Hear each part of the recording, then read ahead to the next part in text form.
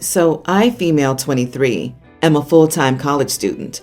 Right now I'm living with my sister Claire and her husband Thomas while I get through my current semester. I don't work, so I don't have everything I need for my daily skin and hair routine, so I borrow stuff from Claire. Claire didn't have an issue initially, but then started complaining about me randomly walking into her room, but I went in there looking for the stuff I asked for. She gave me a hard time just because I walked in on Thomas half naked to get the eyeshadow I borrowed from her, and then another time when I walked in late at night. She told me I needed to get her permission to enter the room before I took anything, but I figured this would make things complicated. It's enough that I have to ask to borrow an item. So at around 10 p.m. last night, I went upstairs and into her bedroom to grab the hairdryer. I walked in, and whoops, I saw them in an intimate position together in bed. I had no idea they were doing it, especially since Claire told me Thomas has been feeling sick for the past 2 days. Then she lashed out at me, yelling that I get out. I quickly grabbed the hairdryer then, walked out, and shut the door. Minutes later, she came downstairs in her robe and went off on me, saying she was done with me, repeatedly disrespecting and violating her and her husband's privacy. I told her it was cool, no big deal, and I needed the dryer, but didn't have time to ask for permission. She got even louder, saying I had no business barging into her marital space and embarrassing her and her husband like this. I told her I was sorry, but she overreacted to this whole thing. This made her angrier. She went on about how I'm living here rent-free and yet not being respectful. Finally, I stopped arguing and went to my room. This morning, Thomas left the house early, and Claire ignored me during breakfast as she was still upset, saying I don't get to say whether she overreacted or not, and that my behavior was inappropriate. She even wants me to apologize to her husband for making last night awkward. But I don't think so. Am I the idiot? You are the idiot, and a 23-year-old toddler. I'm honestly baffled that you're even asking. She specifically requested that you not go into her room without asking, and you ignored that because you didn't feel like asking, and then you validated her concerns by walking in on them. How do you not see that you're in the wrong? Can't you knock? You're lucky enough to be housed by your sister and her partner rent-free and get to use her things for free. You are an entitled, spoiled brat. You're a guest, and you need to live by the owner's rules. They should kick you out. At 10 p.m., she shouldn't be knocking. I can't imagine a life or death hairdryer situation. You are the idiot for everything, but especially for walking in on them being intimate and still grabbing the hairdryer before you left. That's the point of no return when not thinking about anyone but yourself. So glad somebody called this out. She walked in on them and kept going. I wouldn't dream of walking into my child's room without getting permission, let alone a couple's room.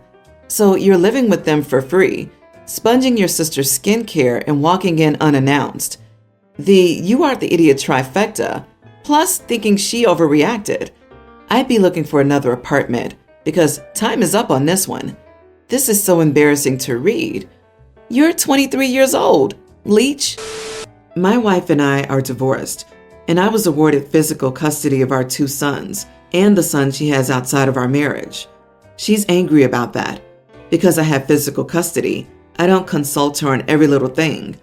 Our son, Josh, who's young, had curly hair that needed to be cut, so I cut it.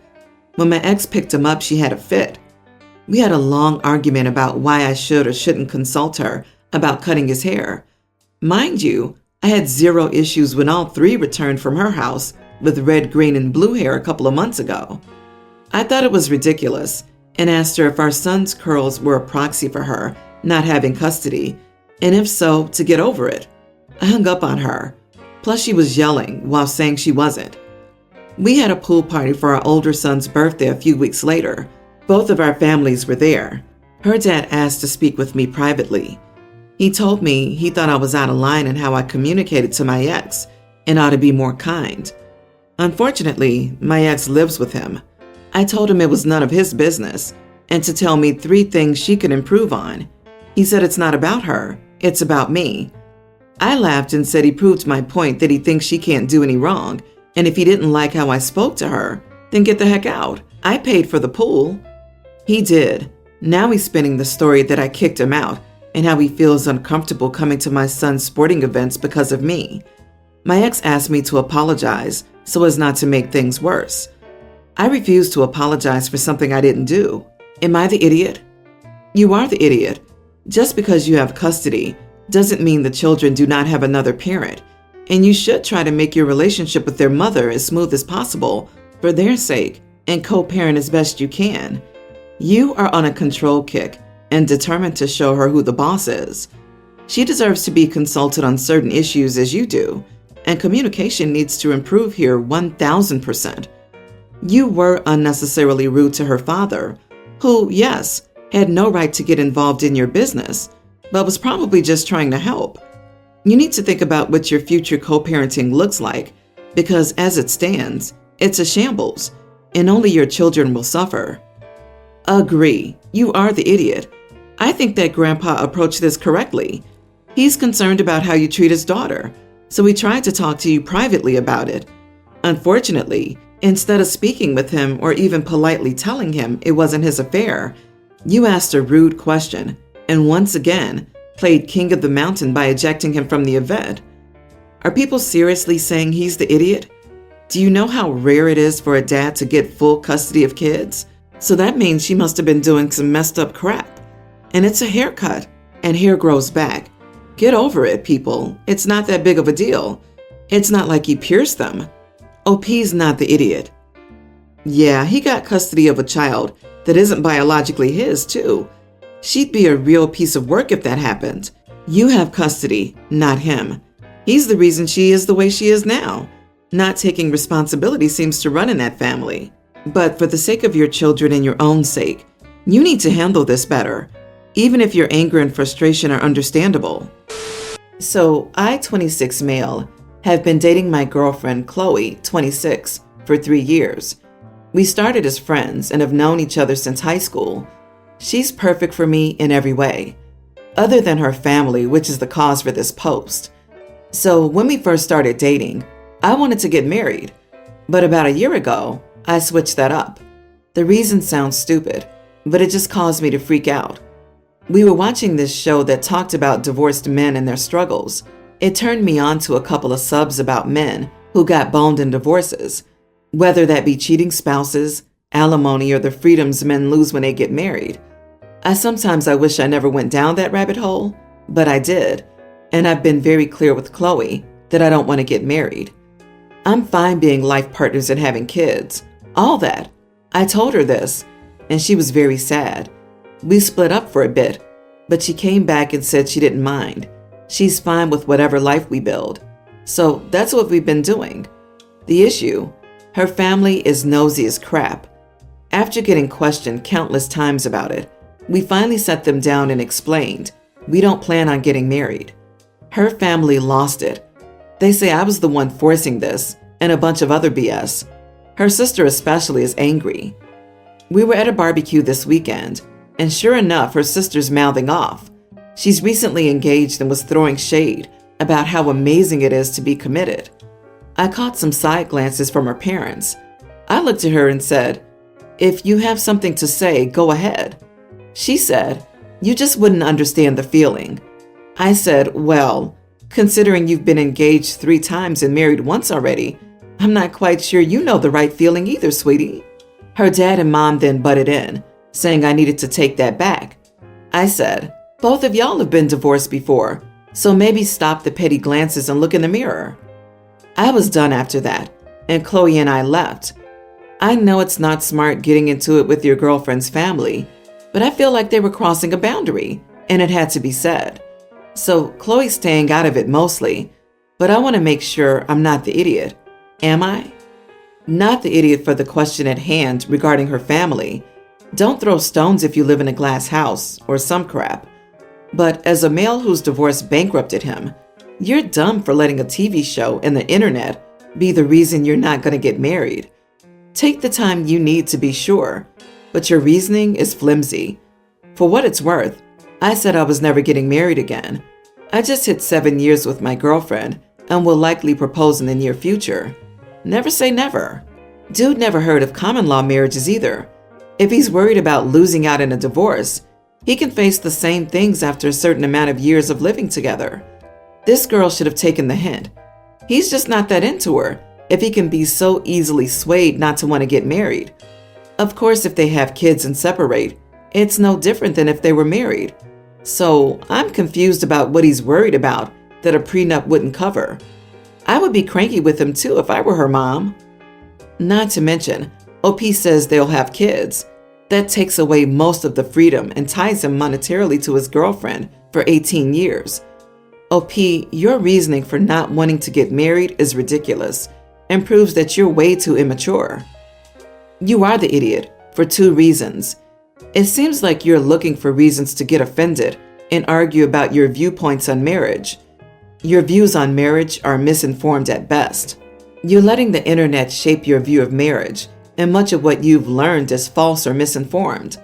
You told your long-term partner you wouldn't marry her because of what you read on internet forums? Of course the people in her life will be confused and judgmental. Also, your girlfriend was under the impression that you would get married for years. You changed your opinion based on no issues in your relationship and put her in a crappy situation. I wonder if you even looked at it from a woman's perspective.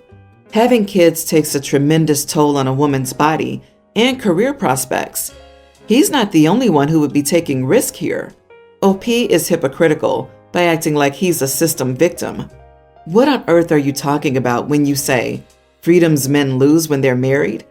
So the second you get married, your beautiful girlfriend turns into a bitter nagging shrew who restricts all of your free time and lays down the rules about what you can and cannot do? You are the idiot. OP is looking for opportunities to vent about negative views on marriage at an engagement party. I recently got engaged to my amazing fiance. We've been together for 5 years, and we've been slowly but surely hammering out details for our wedding. We both agreed on 2 things since the engagement. Our wedding was to be dry and child-free. The dry part is because I don't drink, and even though he does, neither of us wants shenanigans at our wedding from too much drinking. There's been a history on both sides of crap going down. About the child-free thing, we don't have anything against children, but we know they can cause some issues and don't want friends to have to babysit rather than be able to have fun. We've made this clear to our families, who've been supportive for the most part. Some mild pushback like, you know your niece is so well behaved, but we've stood our ground. The reason I'm having doubts is with our friends. My best friend, who is or was going to be the maid of honor, has been pushing me on it. Just texts like, it doesn't make sense for me to have to be both dry and child-free. If it wasn't dry, then sure, no kids. But how are we going to toast you? Don't you want your guests to have fun? I've tried to explain to her our reasoning, like we can still toast, going to have an excellent selection of juices and other drinks, and we'd rather not have to deal with the logistics of children, but she's still being kind of passive-aggressive about it. On my fiance's side, his buddies are threatening to show up with booze anyway. No kids there. What's the big deal? He's really upset about it, as he doesn't want to kick them off the invite list, but doesn't want a straightforward rule to be broken. Both of us are conflicted at the moment. A part of me wants to kick out everyone fighting us, while he's asking if we can invite some of our nieces and nephews and cousins, just so if someone tries to sneak in booze, we can pull the think of the children card. But on the other hand, a part of me feels we aren't being unreasonable. It's our wedding. We can choose what we want to do. But the threats of either people not going or sneaking stuff in or them saying we're being unreasonable is getting to me. Am I the idiot? Everyone's the idiot here. You can choose whatever you want. You can have a dry wedding, a child-free wedding, a vegan wedding, a music-free wedding, a danceless wedding, a hand-in-your-phone at the entry wedding, a yellow dresses-only wedding, a no gifts under $500 wedding, and more. But you cannot expect all your guests to A, come, B, like it, and C, enjoy themselves. You expect some of them to take time off, spending money on clothes, travel, gifts, and babysitters. All family babysitters are unavailable. Do you get that there's a limit to what makes it worth it for your guest? Of course they like you, but your party screams, but we don't like you. If you don't go to your friend's wedding because you can't overdrink, you're 100% an idiot. If you don't go to your friend's wedding because you can't leave your kids for whatever reason, you're 100% not an idiot. There's a big difference between the two. Not the idiot. It's your wedding. You get to decide what kind of wedding it is. It sounds like you have the classic problem of discussing things too much. When we discuss, other people feel entitled to chime in. Don't discuss. If anyone attempts to discuss it further, just say, yes, that's the plan. Then change the subject. This is not a discussion. You've made the decision. My husband and I are expecting our first child, and we're very excited. And so is the rest of the family. And yes, this does include my mother-in-law. My mother-in-law and I have an interesting relationship, to say the least. We can tolerate each other sometimes, but she can be quite overbearing, and she's shared her opinions about how I should be taking care of the home, my career choice, etc. Of course, this was also going to happen during pregnancy, so we kept it a secret from everyone until I was about 5 months in. Sometimes I think she's just looking out for me, but other times she gives her unauthorized opinions about our birth plan, whether or not I've gained enough weight, our decision to not have a gender reveal party, and what I eat. We found out the gender the old-fashioned way during the scan. We had a couple of names we were deciding between, and mother-in-law jumped in and suggested a few names. The names mother-in-law wanted were not bad names by any means, but we weren't thrilled about them. However, we eventually decided to name our baby girl Frankie. We think it's a cute name. However, mother-in-law didn't. She hated it and seemed almost angry that we had decided to give our baby girl a boy's name. I told her that we'd made up our minds and that the name would be Frankie. She huffed and groaned and asked us to at least reconsider, but we said that we weren't budging. That was a month ago. Now I'm 8.5 months along, and mother-in-law's been begging me to change my daughter's name, texting nonstop, calling me, venting to other family members about it, and it's been stressing me out. At one point, she even said that the name was ugly and that I would regret it if I named my daughter that. So this is where I might be the idiot. A voice in the back of my head has been telling me that I should not let mother-in-law anywhere near the baby or me during or after I had given birth. I feel she would use my vulnerable state to try and convince my husband and me to change the name to something more feminine, or even go near the birth certificate papers and change it when no one's looking, or something of that nature. I wasn't planning on having anyone with me during the birth, but afterward is another story. So I informed mother-in-law that she couldn't visit me in the hospital and that we would come to her later instead.